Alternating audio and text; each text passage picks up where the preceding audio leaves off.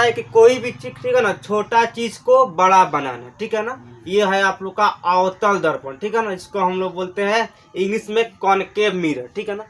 समतल दर्पण में प्रकाश का परावर्तन कैसे होगा, ठीक है ना। तो इसमें का ये होता है सिल्वर एरिया, ये हम लोग का बनाया दर्पण बनाया है शीशा, ठीक है ना।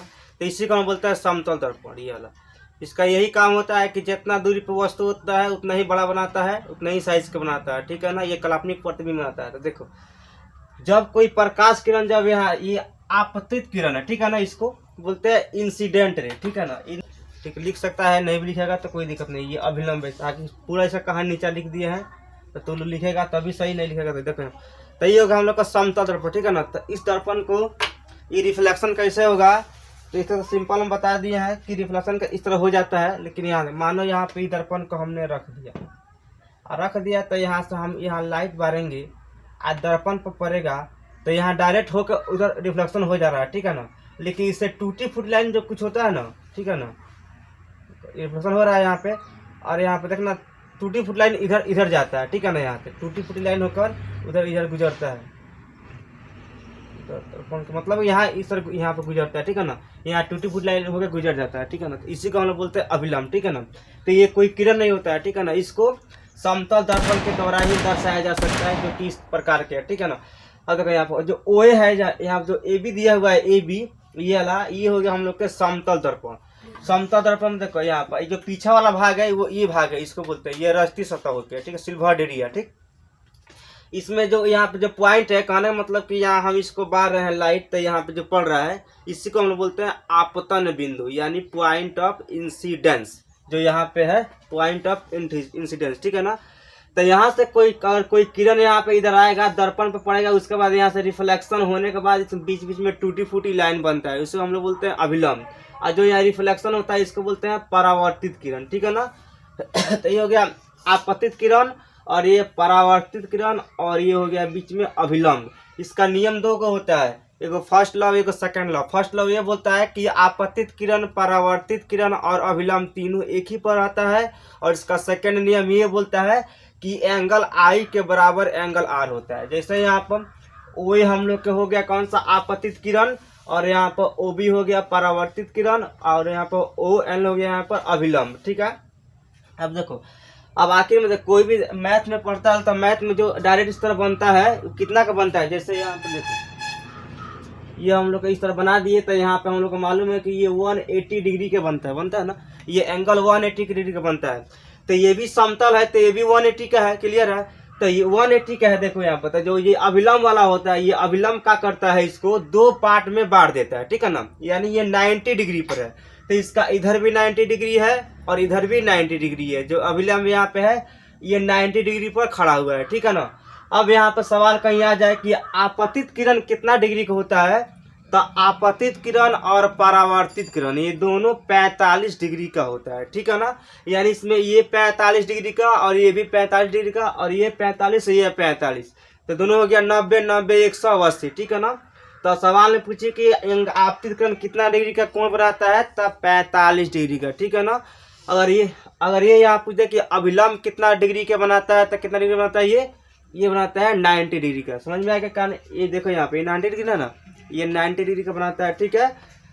तो बस इसमें यही समझना है कि आपतित किरण क्या है, परावर्तित किरण क्या है, और अभिलंब किसे बोलते हैं, ठीक है। तो यहाँ पर ओए, यहाँ पर ओए हो गया आपतित किरण, ये परावर्तित किरण, और यहाँ पर ओ एन जो है ये हो गया हम लोग के अभिलंब, ठीक है।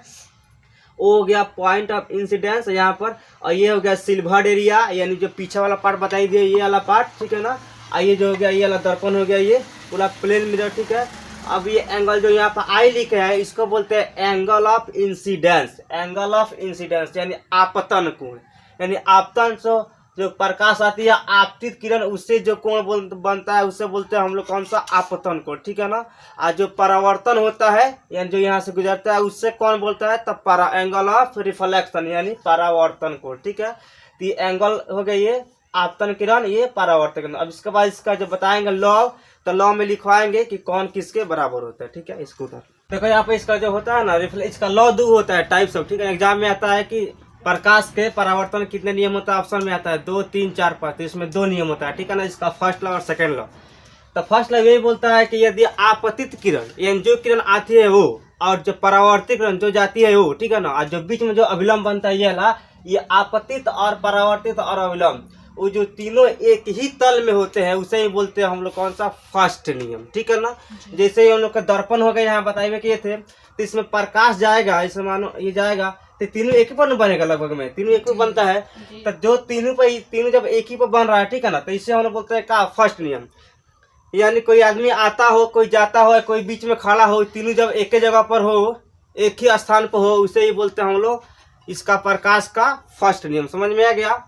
अब सेकंड का होता है, सेकंड यही होता है कि देखो जो आपतित परावर्तित है ना, बीच में जो अभिलंब है, जो दोनों का यहाँ जो एंगल यहाँ बना रहा है, एंगल आई एंगल आर, ठीक है ना, तो ये दोनों आपस में बराबर होते हैं, ठीक है ना। यानी अभिलंब जो है दोनों का आपस में क्या कर रहा है, बराबर कर रहा है। इसी को हम लोग बोलते हैं सेकंड नियम। यानी एंगल यानी रिफ्लेक्टेड इंसिडेंट रे और रिफ्लेक्टेड रे जब दोनों जब एक दूसरे के बराबर होता है उसे ही बोलते हैं इसका सेकंड नियम। इसको हम लोग अलजेब्रा इन शॉर्टकट का फॉर्म में लिख सकते हैं, एंगल आई बराबर एंगल आर, ठीक है ना।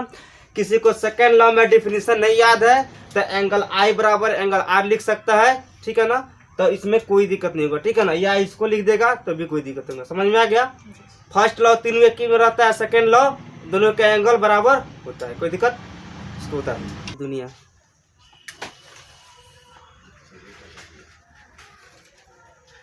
इसका ये भी थोड़ा सा ही हो गया हम लोग के चराग, ठीक है ना। आइए हम लोग के हो गया अवतल दर्पण, छोटा सा अवतल दर्पण, ठीक है ना। हाँ, इसमें इन्हें लेंस पकड़ता है, इसमें नहीं पकड़ता है।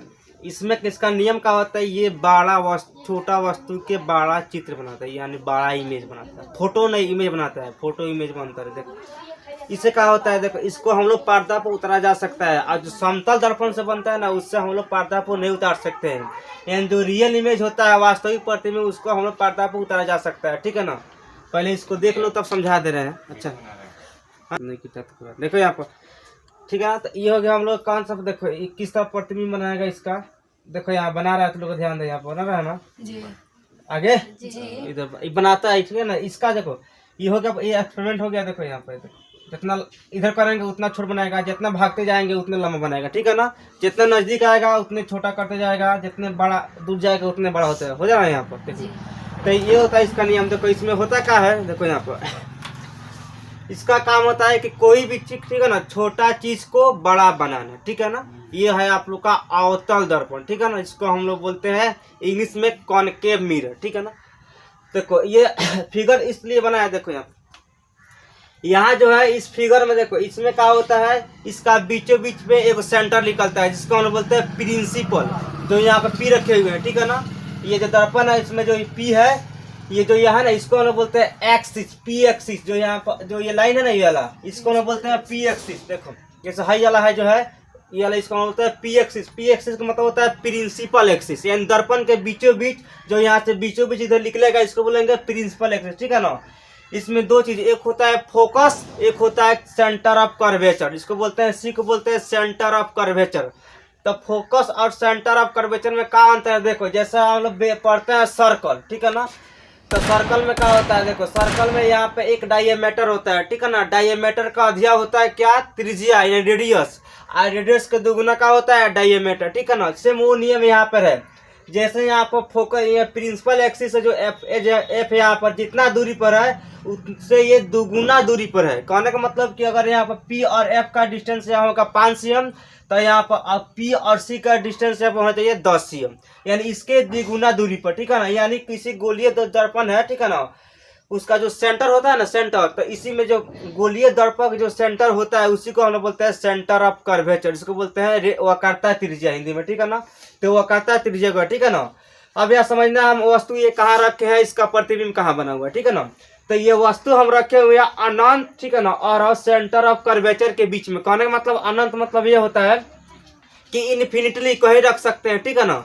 तो इसको अनंत और यहाँ पर सेंटर ऑफ कर्वेचर के बीच में ये वस्तु को रखे हुए, कोई वस्तु है, ठीक है ना। तो कोई वस्तु जब रखा जाता है, ठीक है ना, तो ये रिफ्लेक्शन करता है। इसका सबसे फर्स्ट रिफ्लेक्शन कर कहाँ आता है, ये दर्पण पर आता है। यानी इसका जो रिफ्लेक्शन होता है ये दर्पण पर आता है। यहाँ से क्या होता है, ये फोकस से होकर गुजर जाता है। जो ये लाइन ये आया हुआ है यहाँ से, और ये फोकस से होकर यहाँ पे गुजर गया, ठीक है ना। उसके बाद फिर यहाँ पर सेकंड जो इसका ये है, जो ये आपतित जो ये किरण है, ये डायरेक्ट यहाँ पे पड़ता है दर्पण पर। दर्पण पर होकर फिर यहीं से गुजर जाता है, ठीक है ना।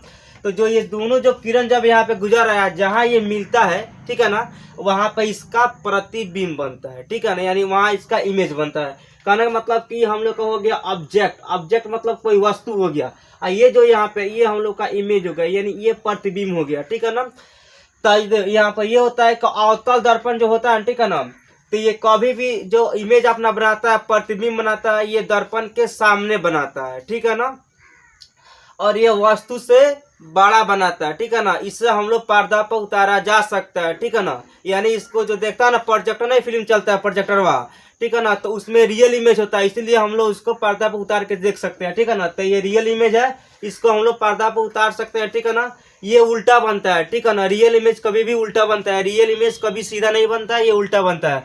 और ये दर्पण के सामने बढ़ता है, ठीक है ना। तो इसका नियम यही होता है कि रियल इमेज कि यही नियम होता है कि ये कभी भी बनेगा तो उल्टा बनेगा, कभी बनता है तो दर्पण के सामने बनता है, ठीक है ना। और ये उल्टा बनता है, इससे हम लोग पर्दा पर उतारा जा सकता है, इसमें कोई दिक्कत